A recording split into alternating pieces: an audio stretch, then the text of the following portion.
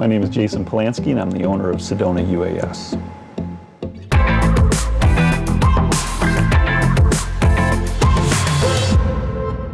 Part of the things that I like about the setup is our system of backups. We have the audio coming back down a shielded twisted pair, and we send program audio and time code back to each camera. So each camera's ISO record has those, the time code obviously to sync it up for edit later, and the program audio in case anything fails. Each individual ISO record will have program audio. We also have a program monitor put into this particular camera so the camera guy can see return. This is our manned camera, and it's a Sony FS5 with an SDI out. The FS5 is not a television grade camera in the fact that it doesn't have tally, it doesn't have return, it doesn't have comms. So I've literally implemented all of those features back into this with a separate comms pack with the program return and a tally system that runs Wi-Fi. Another part of the backup system is that we have a battery backup for the whole system, and individual cameras have battery backup as well, which is, again, another feature that keeps your show going. This is the JVC PTZ camera. There's so many features I love about this. It has a tally light, not lit at the moment. And again, we have the backup audio brought back into it via the same Cat5. There's an 1/8" jack that has a stereo audio or phantom power for a mono camera, or excuse me, a mono microphone. But, so it's PoE powered, and then SDI back into the switcher. So that's professional grade. You don't have HDMI adapters. And it's backed up by the fact that the PoE switch is on a battery backup or a UPS system.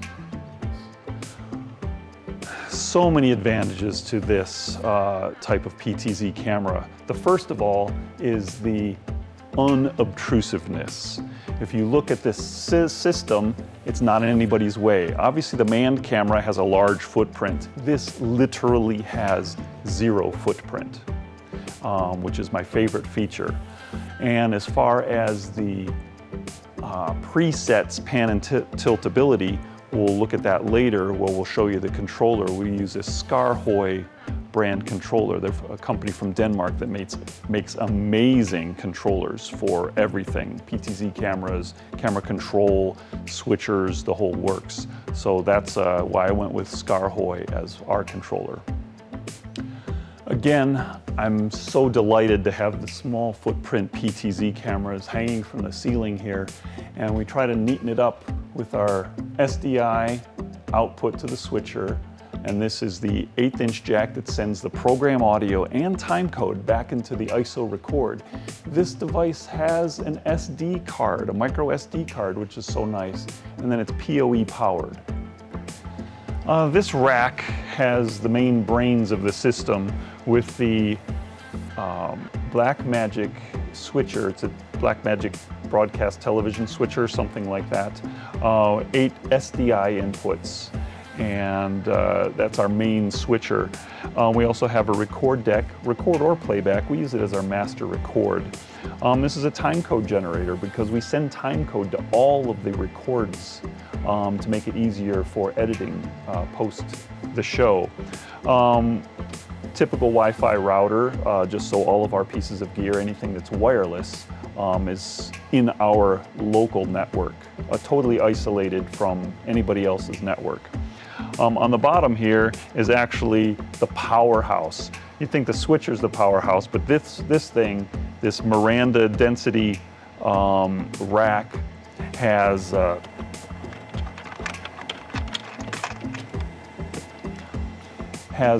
card slots for video DAs, video embedders, video decoders, analog to AES converters, and any type of video or audio conversion or distribution.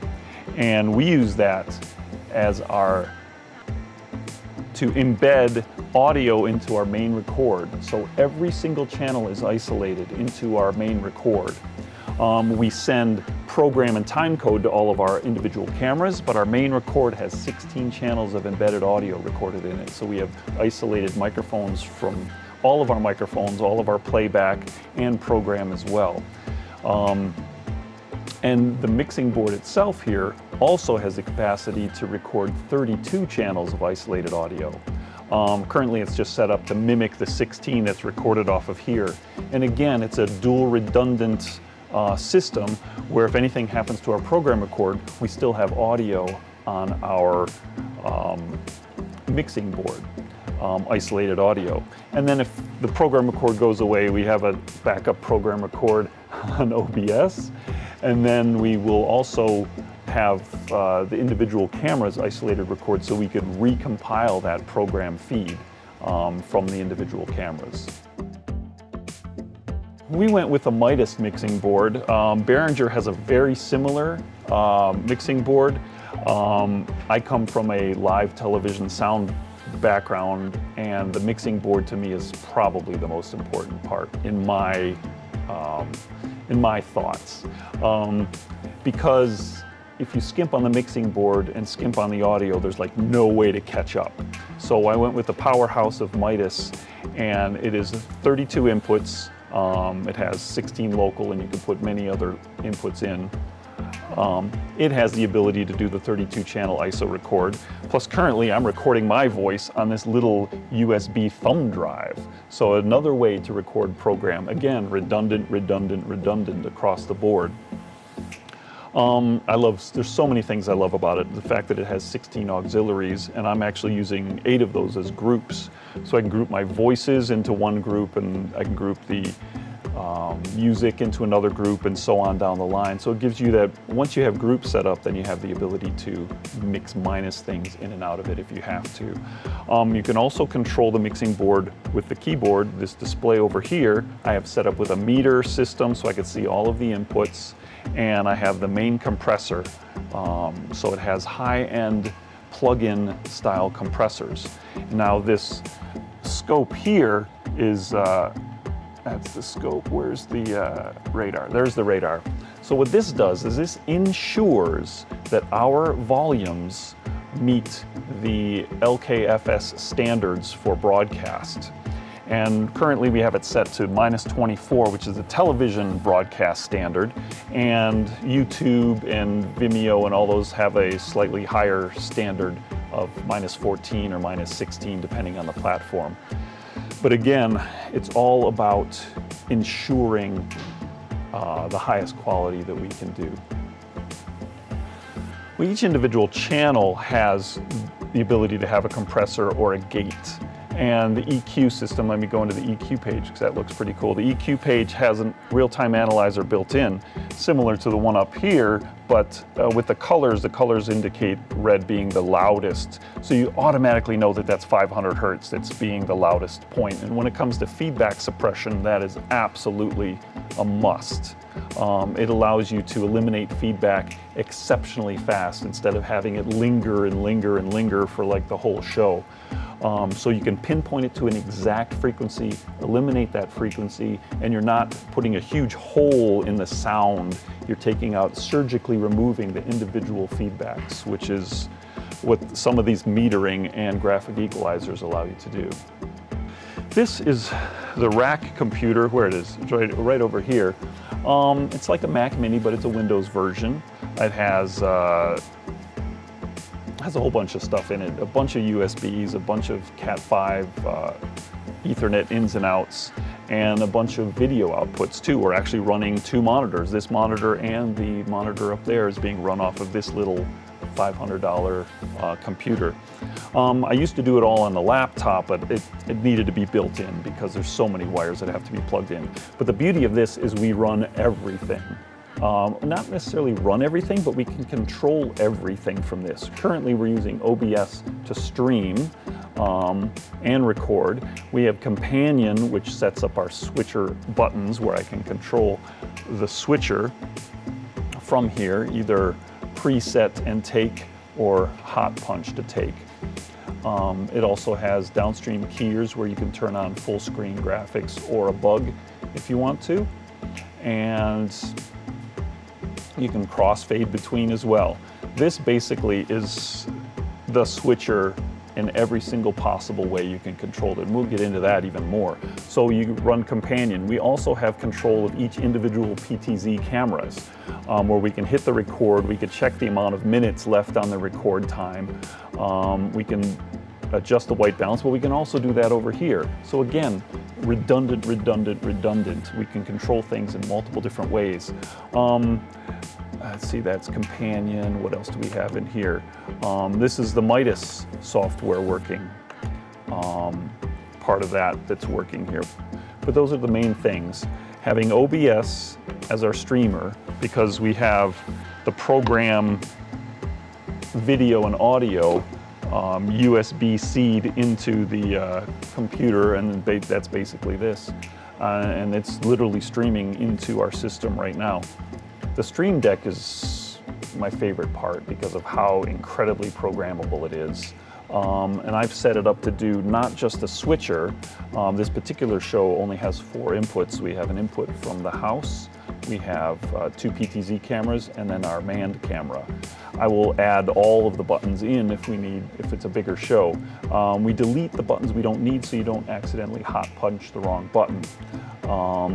But it also has pages and pages and pages of information. So downstream keyer, downstream key 2, I can go to media player 2 and change that to any one of the stills that are stored in the downstream keyer 2.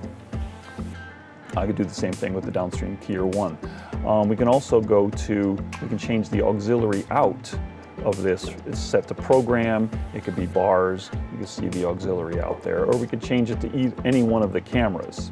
So that's the auxiliary out. Typically leave that on program. We also have, this is the feature that I love the most about this, is the pan tilt zoom control, where you have presets and you have, my favorite feature of all is this button records on the 2 JVC PTZs and the HyperDeck all at once. And in fact, the HyperDeck didn't record right now. So I'm going to stop that record. And it's either a card is full or it's not in the right state. Okay, so it can record. So we're going to try that again. Hit that. And the red gives me feedback, so I know which item is being recorded. Again, redundant. There's several beauties for having these all hit record at the same time. When it comes to editing, they start at almost the exact same time. So those two, when you lay those in the editor, they lay perfectly aligned with each other. And now that it's recording, we go back to the main, that's how much recording time I have left on the main program record. And it also tells me it's on card number 1. And if I change that, let's go back to the PTZ, turn that off, change to card 2, and we hit record, go back to the main, it tells me card 2 has 38 minutes left on it. It's very helpful because it tells you which card you have to swap in or out during the middle of a long show. The Scarhoy is one of my favorite pieces. Everything in this system is my favorite because I literally designed it as, if I could do this myself, what would I do? And it's literally how everything is designed with exactly what I ever wished I could use. The Scarhoy, incredibly powerful. It can do, it's similar to the Stream Deck in that every single button is programmable to the nth degree. But these buttons aren't just buttons, they're 5-position buttons. You can hit, there's a down position, there's an up position, there's a left position, there's a right position, and then there's a middle position. So each one of these buttons is incredibly powerful. Each one of these buttons, currently it's set up for white balance. You can set it for exposure, where you're changing your gain, your shutter speed, or your iris, or you can change it to focus, where you either manually focus or one press focus on the PTZs. This is red because it is online. This is blue because it's not online. So if I take them both offline, they're just blue. The one that's highlighted is the one that we're functioning with. You can adjust camera 5, you can adjust camera 6. And the reason why I went with Scarhoy is because if 5 is online, you know not to adjust 5. And if 6 is previewed, you know that it's safe, not online, to adjust and make any adjustments you want. So that feature of the tally, preview, and program was the main reason I picked up the Scarhoy. And the Scarhoy also allows tallies on our PTZ lights. So right now camera 5 is tallied, and right now camera 6 is tallied. We can't quite see the tally on those because they're pointed the wrong direction. There we go. So you can see the tally on 6, and you can see the tally on 5. I had an old Stream Deck. We started off with the small one, then I went with the big one because I realized all of these other functions it can do. I use the small one now for presets only, because when you're on the Scarhoy controller, you have to go down here and you're in presets, and then you can't make any other adjustments. So I've saved all of the presets over to here, so you can have as many presets as you want on here. We have 5 for this show. We're probably going to add 2 more, depending on what we're doing. So you could use additional Stream Decks for multiple different functions. So the last part of the puzzle is being able to see your live stream while it's happening. So we have the laptop over here that gives us the actual live stream. So we can see the video, but we also take the audio and bring it back into the mixing board so we can constantly check the audio. Every once in a while the audio goes bad, every once in a while the video goes bad.